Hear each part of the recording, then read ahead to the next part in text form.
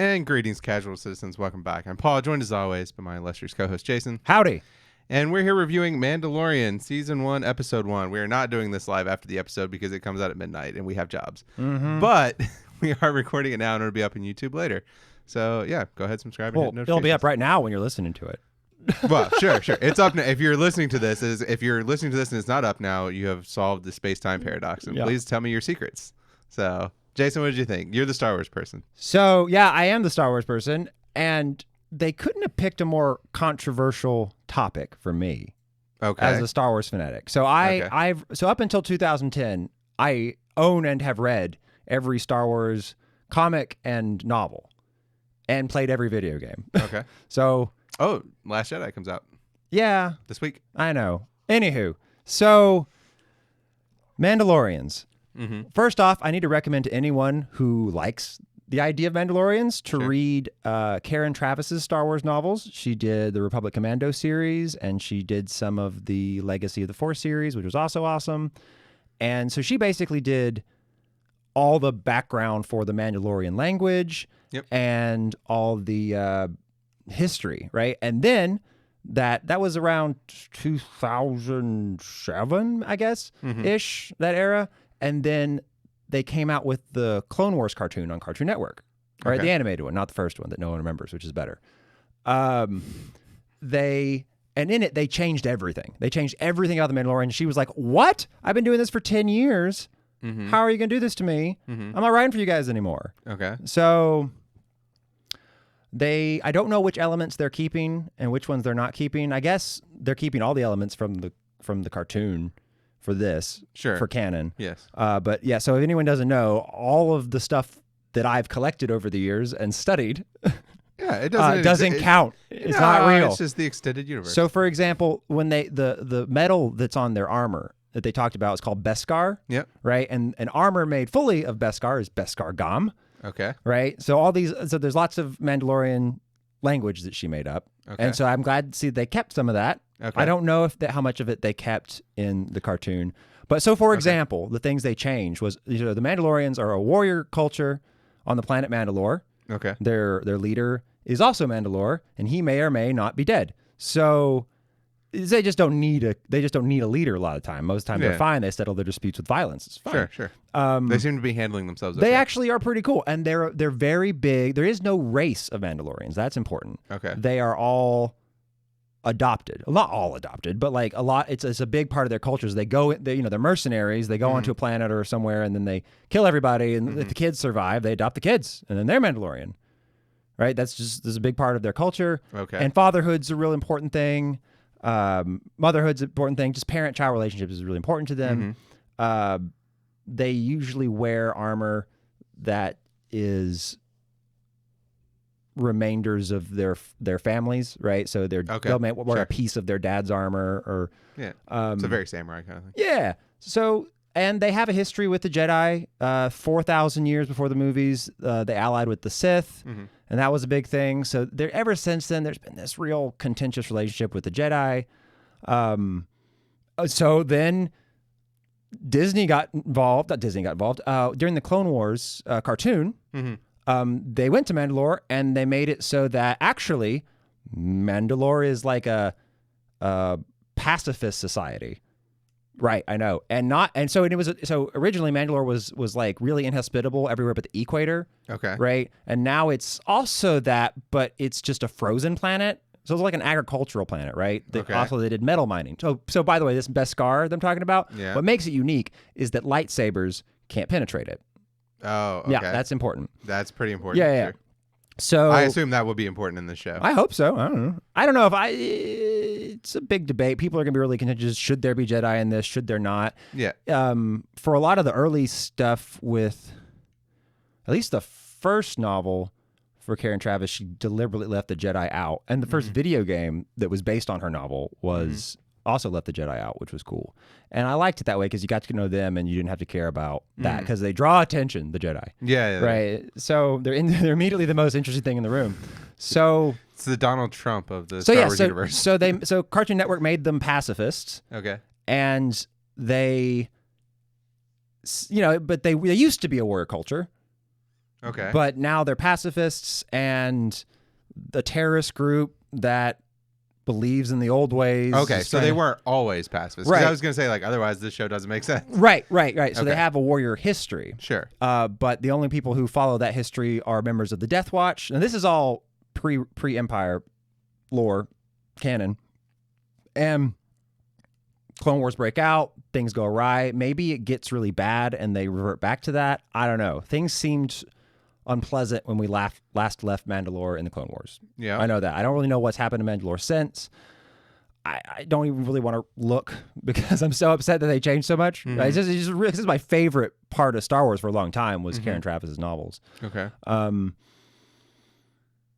Yeah. So that's what I'm dealing with. So sometimes I'm not sure which they're drawing from, but I'll say this: early in this show, there were 2 Easter eggs from the Star Wars holiday special. Are you familiar with that, Paul? Yes. Did you see them? I haven't watched it. Okay, so but the memes are the stick. So the stick that zaps people, yeah, the forked stick, that was first, I believe, from the holiday special. Boba Fett's in it, riding a blizzard thing.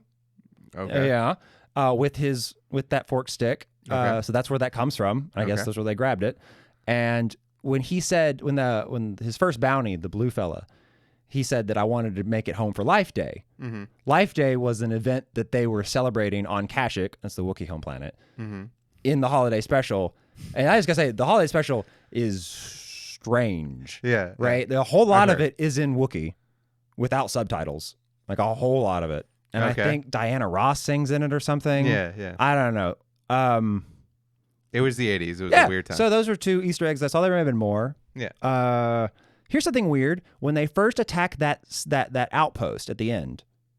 Okay. Right? Yeah. You see these aliens, they're like orange and they have little horns coming out of the top of their heads. They're very small horns. Okay. Right? Off the sides. Okay. Those are called Morgukai, and those are fucking extinct. Why are they there? Okay, I know nothing counts anymore, but in Legends lore, by the way, Legends is anything that happened or was produced before Force Awakens. When Force Awakens came out, they said nothing counts. Yeah, I can do anything I want. Yeah. And I was fine with that because they had done so much. There was just no way they could do the original cast at their age. Star Trek does the same thing. Anything not on screen is soft canon. Yeah. So my real complaints isn't that. My complaints is really what they did before that with the Clone Wars cartoon, because that does count still. Okay, that and the movies count. Yeah, right. So those guys were extinct, and in fact, in the Clone Wars, in the original canon, they cloned a bunch of them and made an army. It was called the Siege of Salua Kamai, and it was awesome. Questions? No, not so far. No. So this is set in 9 ABY. So I guess we can presume Luke is off somewhere building the Jedi Order. Wait. Okay. What is the time frame of this? Okay, show? so ABY is after Battle of Yavin. Battle of Yavin takes place in Star Wars: A New Hope. Yeah. Right. Episode 4. Yeah. And the Return of the Jedi takes place in 4 ABY. So 4 years after the Battle of Yavin. Okay. And then this takes place 5 years after that. So the Emperor's, so when they say the Empire's gone, it's been gone for about 5 years. Okay. So those Imperial stormtroopers, I guess, aren't. Okay. So this legit. is this pre-Empire Strikes Back? No, it's post. Oh, it's post Return of Jedi, pre Force Awakens. Episode 4, pre-Force Awakens. By 30 years or something? By 20 years or something. Pre-Force Awakens by 20 years? Yeah. So 20 or 30, yeah. So that makes it only a few years after Return of the Jedi? Yeah, so he probably is on it, getting the Jedi Order. I don't really know what... Lando looks really old for just a few years later. No. Lando wasn't in this. That wasn't Lando. I know. Racist as fuck, didn't I? No. I actually thought the same thing. You know what I thought when I saw that character? Yeah. I thought... I was like, he doesn't look quite right. No, I thought they should have cast him as Lando in The Rise of Skywalker. Okay. I thought that would have been better because he did. He looks like a really what I would imagine Lando would become. Yeah. He just looks, I don't know. He just looked a lot older. And I was smug. Just like, and smug. Yeah. And kind of charming, right? I haven't seen Billy D. Williams in a long time. So. Yeah. I'm Billy D. Williams, also known as Lando Calrissian. I can't remember where that's from. Okay, so who is this guy then? Oh, I don't know. I apologize, by the way. That really did sound racist. No, stop. Anyway, Anywho, who is this? Oh, it's just some guy that has access to Sends out bounties. bounties. Yeah, I don't know what they're. So in case you didn't know, most of the language they're speaking most of the time in this, when it's not English, and when I say English, I'm going to from now on say basic because it's called basic, galactic basic. When it's not that, it's mostly Huttese. Okay. Right? The Huttese is from the Hutts, like Jabba the Hutt. Jabba the Hutt. Okay. Because they are an old race. Yeah. They've been around a lot longer than the Republic. There's a little region in the galaxy called Hutt Space, and no one messes with it because Jabba the Hutt. Just don't. It's not Jabba the Hutt. No, but I mean, like, if he's one of these guys, right? What are the rest of them like? They're powerful. They got a lot of money. They just run a lot of criminal empires. They're sneaky. They're slimy, like slugs. Anywho, yeah. Okay. It was shorter than I thought it would be. I guess I was really just about 40 minutes. I thought it would be longer too. I thought it would be an hour. I thought that was going to be IG-88 too. Even in the trailer, I thought that was going to be IG-88. Yeah, I didn't think that, but I thought it's the same type of droid. It is. As It clearly is. Yeah. Yeah. Where else did IG-8? Because the only place I know him from is the N64 game. Empire Strikes Back. Yeah, Empire Strikes Back. He's in Empire Strikes Back, actually. Oh, I'm thinking Shadows of the Empire. Yeah, but he's in that too. But he's in Empire Strikes Back, which is Shadows of the Empire isn't a terrible book. I recommend it. Yeah, because actually, so a lot of people don't know this. So Shadows. It wasn't a terrible game at the time. It is now. It was even terrible back then. But Shadows of the I played the shit out of it. Don't get me wrong. Yeah. Shadows of the Empire actually was set in between Empire Strikes Back and Return of the Jedi. It's actually a really good bridging of the two. Yeah. And it was like this multimedia campaign because like comics were made about it. Yeah. And a book and a really bad video game. Yeah. No, I still maintain there are parts of that are fun. But the traversal, when you get to the desert part and you have to start doing the platforming, so much and of the it. Controls are so bad. It's so rough. I played it more recently than I'd like to admit. And it's a little bit unplayable. At the time, though, you got to remember, at the time, games were just universally it's hard to control. It's easier to play it's even Vice worse now. City. Well, I mean, Vice City is a whole generation later. I don't think you remember how you go play Vice City. All the original Grand Theft Auto games. The control schemes are so weird. Anyway, back to Star Wars. You have to fire with circle, for Christ's sake. Was there anything that you were curious about that maybe Baby Yoda, who is adorable. So totes adorable. Maybe we should research this. I'll look it up. But I claim that we don't know the name or origin of Yoda species. Okay. There's a few other instances of Yoda species being around in Star Wars. Yeah, because I've never seen any other one. There was it's killing me. There was one from Knights of the Old Republic, Master Vandar, maybe. Anywho, and then there's Yoda, and then there's I'm gonna say Yodel. I want to say is her name, and it's a Lady Yoda, and you can catch her in Phantom Menace, Episode 1. She's shown for a second. She's on the council. I think her name's Yoda. Okay, I don't remember that, but okay. But I think that we don't know anything about their species. Let's see. But so at no point did they ever be like, "Hey, by the way, our species name is." No. It was always kept like this really big secret. But okay. And they.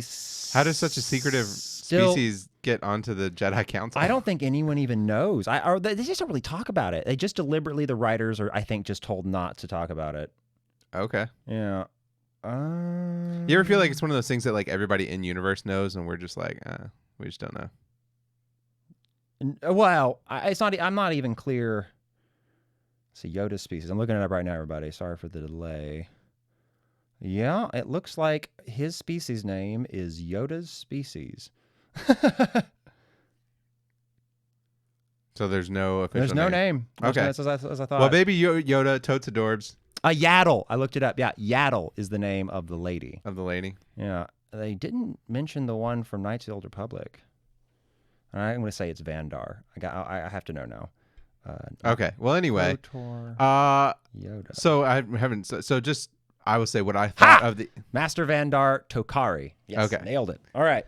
So that was a whole lot of Star Wars lore. Now, in just regards to the episode itself, whether I liked it, I thought it was pretty interesting. I thought the tone of it was great.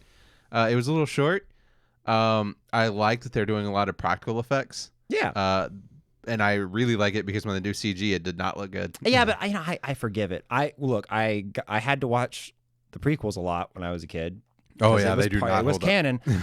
You know what's funny in light, and I know maybe we disagree about this, but in light of how Last Jedi has aged, yeah, I think they've aged better. I can watch the prequels and get it, because think about the Phantom Menace. No, Attack of the Clones and even Return, maybe. Here's the thing about Phantom Menace. The only thing that I just can't stomach, and I skip it every time, is the thing when Anakin is in the Naboo fighter. When he gets little kid, he's flying, he saves the. But he's an expert pod racer, Jason. He has the highest midichlorian count we've ever seen. I just can't deal with that. But everything else so the thing about the prequels is like they're weird. They're original. It's about politics. It's about and it's not anything like Star Wars really. What is?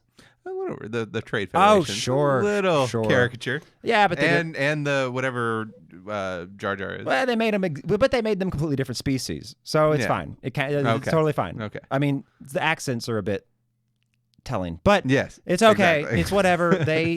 We're allowed to be racist towards other species. I claim that's fine. Oh, I mean, that's one thing, but it hedges so close to a race. I know. And it is rough. It is rough. But so anyway, that's not an alien species. So anyway, what did you think though? Just overall, you talked a lot about lore. I'm into it. Are you excited? I'm into it. Am I into it or excited? Sorry, I didn't hear you. Both. Yes. The answer is yes. Yeah. So why did you ask me to delineate between the two? I don't know. The answer is yes for both. I'm definitely excited. I'm more excited after seeing it than before seeing it, because I really didn't know. Oh, really? As I said, this is a contentious issue for me, because there's a lot of lore that doesn't count about the Mandalorians. A whole lot. That's so weird, because before we watched it, I thought I got the vibe that you were really excited from it, and now sitting here, I give them the vibe that you're cautious about it. No, I'm actually perceiving it backwards. No. I'm super excited about it. I always have been. It's just I've been worried.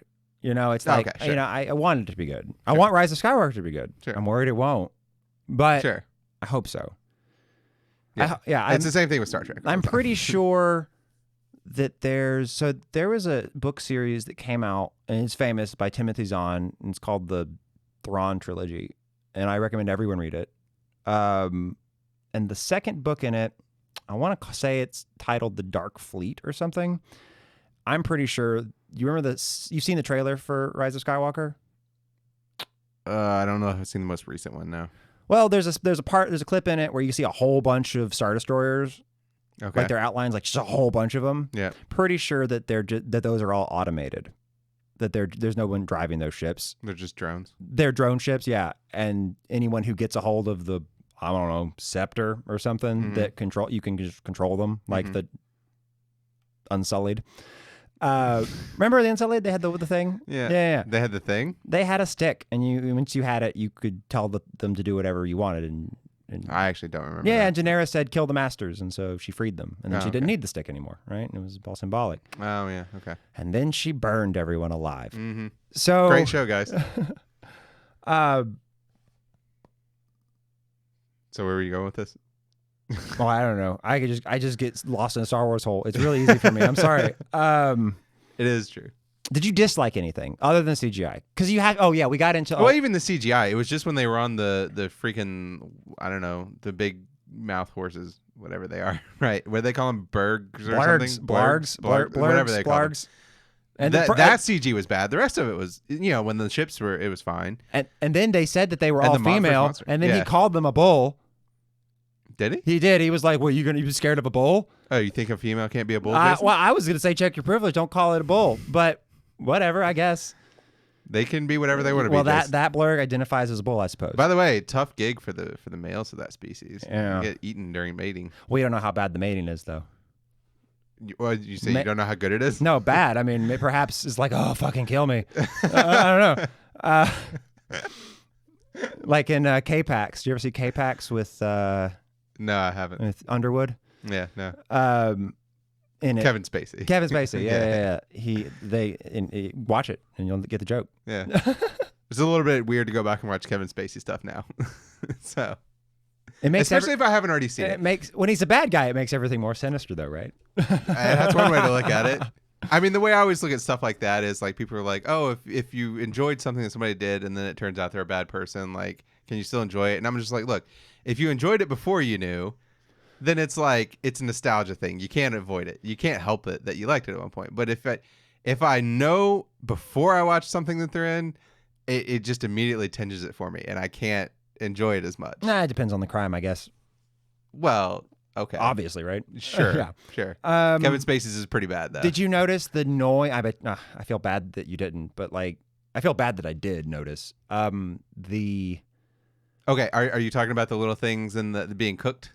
The thing being cooked and the little thing in the cage was straight from Jabba's palace thing? No, I noticed that. No, I didn't notice that. It was a little rat thing that was like, whatever. Possibly. But do you remember when he froze the guy in carbonite? Yep. Did you hear the noise it made? Wasn't it the same noise from Han? Yes, it was. Yes, it was. But they made it really fast. Oh, okay. Yeah. It was like immediate. And like with Han, I'm pretty sure it's like as soon as they finished with him, right? They finished doing it, and then the noise. And I always took it to be that noise was like the machine that kept him on life support that surrounded the carbonite. Maybe it was. I don't know. I just felt really tacked on there. I never paid any attention to it. Yeah. I mean, I just noticed that, like, okay, this is what sounds like. I guess carbonated. I was a little disappointed. I was worried at first when they said he's 50 years old, his target. Yeah. Because I was like, okay, 50 years old, that puts whatever his target is at 20 during the fall of the Republic. Right, during the Jedi Purge. Right. And so I was like, okay, so if he's 20, that means he was probably a Padawan, which means he probably was told to escape by his master. So this is probably a Jedi, or at least a Padawan that escaped. And I was like, well, that doesn't make sense because the Empire's gone, so who's hunting them? I don't know who knows why. But I didn't want it to be. Well, I mean, clearly whoever's hunting them are whatever remnants of the Empire left, right? There were stormtroopers there. He gave him this imperial stamp on the medal. I don't know. It all seemed very imperial to me. And the guy that came out, they could be deserters. They could be anything. Well, the guy that came out that scared him looked like he was wearing like an imperial science uniform. Yeah. So here's something else strange. The medal that they melted down that he gave, I guess he got that from them. Yeah. He got that from them? That was his prepayment for going and doing this bounty. Okay. I didn't quite catch that. Okay, but it's, I guess and he told him there would be like a whole case of it if he got this bounty. Or I guess that was Beskar metal. Yeah, you literally talked about it just a few minutes ago. I know, and that's why they melted it and put it on his outfit. But okay. See, this is where I get torn up because so in Legends, right? It's illegal, right? The Emperor has a secret store of Cortosis and Beskar and stuff, and you're not supposed to touch it. And I think that they thought they got all the Beskar, also called Mandalorian iron, by the way, that they had taken all the sources of it out of Mandalore, but that they would stamp it and then just like have it. Like, why does these people have this? Based on what you just said, I imagine this was part of the Emperor's store, that they were part of the Empire, and they didn't get all of it. These guys still kept some. It's just strange. It's like this having access to something like that. You don't need to do bounties. I don't know. It's strange. It's really strange. Well, I don't know. Maybe we'll find figure out. It out. We'll find out. I hope that's a thing. We got this. I hope they say we have access to this stuff because right, because it's a highly controlled substance. Yeah. Right. Because the Jedi used to be a police force. I'm guessing these people were high up in the Empire, and they had access to the stash or something like that after the Emperor died. That's what I'm guessing. But the question about Baby Yoda. So he said the person you're looking for is 50 years old and they find this baby. Okay, but of course this species lives for fucking ever, right? Yoda's like 900 years old. So maybe this baby really is just 50 years old. Yeah, right? quite. I guess my instinct was that it was in like hibernation or something for 50 years. A 50-year-old baby seems strange. You're awful close to Social Security. Well, I mean, for the animal world, the baby that stays 2 years is really strange, right? That's okay. Okay, yeah. Right, yeah, and that's yeah. humans. Yeah. So, yeah. Because most animals, they're within a few weeks, right? They're walking and can be self-sufficient within months. But they're gestated longer. Not Not always. I believe so. Most I think that our gestation period is quite short, and that's why we're so helpless. Claim it to be so. No, it's because we have big brains and it takes us longer to develop. So yes, because we have big brains, we have to come out sooner because if it gets any bigger, you'll kill the mother. Oh, maybe. I claim it to be so. But anyway, whatever. It's Star Wars. That's why we take longer to mature. Sure. It's Star Wars. Fine. He's 50 years old. Maybe. I don't know. That seems strange. Well, that's the question. Is the 50-year-old thing, was that bullshit, or is it just like, hey, this guy's gonna live to be 900, so this is what he looks like at 50? I guess that's the implication. Is the latter. Yeah. But I guess I was leaning towards. I'm hoping the former. Well, that he just was in stasis or hibernation or something like. On ice, right? Not carbonite, but something. I guess. See, my first intuition was just like, oh, they were lied to, or they were wrong, or the intel was bad, or something like that. Here's a better question: why are these bounty hunters guarding him? Yeah, that was strange. Well, I mean, I assume we'll find out. So here's the best question: who wants a baby Yoda? Who doesn't want a baby Yoda? Did you see him? He's adorable. Obviously, but who is putting a bounty on a baby Yoda? Why would you want this? The only it could be Luke. I thought of this. It could be that Luke is hunting Jedi. Like he wants Jedi for his academy. He's like, boy, it'd be nice to have a Yoda. It'd be a real callback, right? Yeah. Nice feather in the cap. Yeah, which is there's precedent for it, right? There was a Yoda in one of his species in Knights of the Old Republic era. Okay. Which is when 4,000 years ago. Before the Battle of Yavin. BBY, not ABY. Okay. Yeah. Well, okay, but I guess it seems like this baby doesn't make it through because we don't see anything about it in the new movies, right? Or maybe it's just happening somewhere else. It's not important, but it seems like these things are rare enough that we would have seen about it. It would be a big deal. I wonder if they're just setting us up so that 30 years from now, back in the movies, we'll get to see him. Well, that's what I was going to say. If this is what he looks like at 50... only another 20, 30 years later, maybe he's still just a little guy. Yeah. He's still developing. Something.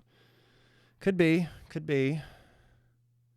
Don't know. We're going to get a baby Yoda for this whole series. I just want to. I know this maybe is obvious to someone who doesn't know a lot about Star Wars, but if you know enough to be confused, just to be clear, they can be bad. They're not good just because they're his species. Like he could absolutely be a bad guy. Grow up to be a bad guy. Sure. I don't know. I just don't want there to be this implication that they're somehow light side, good at light. They just tend to have a high metachlorian count. Yeah, that's what I'm saying. It's whether it's good or bad, they're powerful. Right. That's what makes them, Well, there's never been explicitly one that we've seen, I don't think. What do you mean? I guess the Clone Wars solved this for me. So if you watch the Clone Wars, you're probably fine. Never mind. I didn't watch the Clone Wars, so I don't know what you mean. You should. A lot of it's really good. No, okay. Yeah. Well, it's on Disney Plus now, and I'm selling my soul to the capitalism gods to get it. I just hate that they changed the Mandalorian so dramatically. Well, okay. It seems like they're kind of changing about, or at least the one that you see. Here's a caveat. He's in a group of other ones who all seem to be pretty warrior-esque, so maybe they're trying to kind of retcon it. I noticed that, and I think maybe because that felt very Caryn Travis. That whole scene with him and the lady, that felt very Caryn Travis. This is just like Discovery with the Enterprise. They're trying to retcon and make the fans feel good. I'll look this up for next time, or maybe I'll just look it up if it becomes relevant. But the color of their armor is important in Caryn Travis's Mandalore. So gold's a really important color, red and green, and they all mean something like fatherhood or vengeance or something. And yeah. Well, okay. So what are we supposed to assume about this guy who's the Mandalorian? Did we hear his name? I didn't think we heard his name. Oh, no.